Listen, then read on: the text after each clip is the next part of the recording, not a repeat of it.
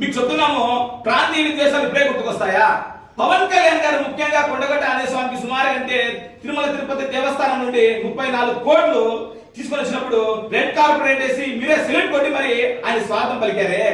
నిజంగా చాలా అదే రాజకీయాలకు రాకముందే ఆదిలాబాద్ ఏజెన్సీ ఏరియాలలో బోర్లు వేపించి ఆయన వారు తెప్పించినప్పుడు స్వాగతించారే.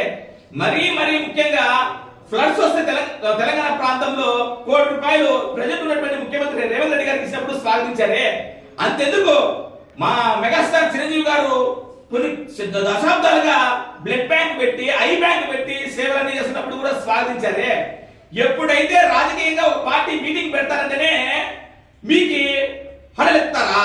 పొన్నం ప్రభాకర్ గాని అనిరుద్ధ్ రెడ్డికి గాని ముఖ్యంగా మా తైదక్కల కవితక్క కూడా సూటిగా చెప్తున్నాం, అమ్మ కవితక్క, కరీంనగర్ లో మిమ్మల్ని అనకూడదు, ప్రజలు పారద్రోలితే మీ నాన్న అధికారాన్ని అడ్డం పెట్టుకొని ఎమ్మెల్సీగా చేస్తే నువ్వు ఆ ఎమ్మెల్సీని అడ్డం పెట్టుకొని లిక్కర్ మాఫియాతో నిజంగా మా తెలుగు రాష్ట్రాల ప్రజల ఆడపడుతున్న గౌరవాన్ని కూలనాలన్నటువంటి వ్యక్తివి నువ్వు.